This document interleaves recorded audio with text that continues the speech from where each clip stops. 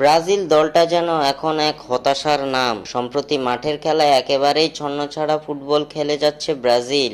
সবশেষ 2024 কোপা আমেরিকাতেও নাস্তানাবুদ হয়ে quarter final থেকে বিদায় নিয়েছে সেলেসাওরা। ব্রাজিল দলের এমন ব্যর্থতার পর জোর গুঞ্জন উঠেছে কোচ দরিবাল জুনিয়রকে বরখাস্ত করার বিষয়টি। শোনা যাচ্ছে এমন ব্যর্থতার পর এবার কোচ পরিবর্তন করতে চলেছে সিবিএফ। এছাড়া নেইমার জুনিয়রও নাকি দরিবাল জুনিয়রকে নিয়ে অসন্তোষ প্রকাশ করেছে সিবিএফ এর কাছে। সবকিছু মাথায় রেখে এবার চূড়ান্ত সিদ্ধান্তে পৌঁছাতে চলেছে ব্রাজিল ফুটবলের সর্বোচ্চ নিয়ন্ত্রণ সংস্থা। এরই মাঝে এবার গণমাধ্যমে একটি খবর ভেসে বেড়াচ্ছে, আর তা হলো ব্রাজিলের নতুন কোচ হিসেবে দায়িত্ব গ্রহণ করতে চলেছেন সাবেক ব্রাজিলিয়ান কিংবদন্তি রিকার্ডো কাকা। এমন খবরই চাউর হচ্ছে গণমাধ্যমগুলোতে। সম্প্রতি বেশ কিছু গণমাধ্যম দাবি করছে সেলেসাওদের পরবর্তী কোচ হতে যাচ্ছেন কাকা। কোপা আমেরিকায় ব্যর্থতার পর দরিবাল জুনিয়রকে ছাঁটাই করতেও নাকি প্রস্তুতি সম্পন্ন করে ফেলেছে সিবিএফ।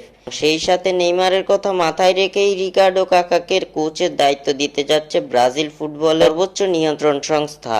এমনটাই দাবি করছে বেশ কিছু সংবাদ মাধ্যম। তবে এমন খবরের কোনো সত্যতা পাওয়া যায়নি। সিবিএফ এর পক্ষ থেকে কিংবা ব্রাজিলের পক্ষ থেকে দরিবাল জুনিয়রকে ছাঁটাই করার ব্যাপারটি এবং কাকাকে কোচ হিসেবে আনার বিষয়টি নিয়ে নিশ্চিত কোনো বিবৃতি দেওয়া হয়নি, যার ফলে রিকার্ডো কাকার ব্রাজিলের কোচ হওয়ার বিষয়টি সত্যতা পাওয়া যায়নি। দরিবাল জুনিয়রই আপাতত থাকছেন ব্রাজিলের কোচ হিসাবে।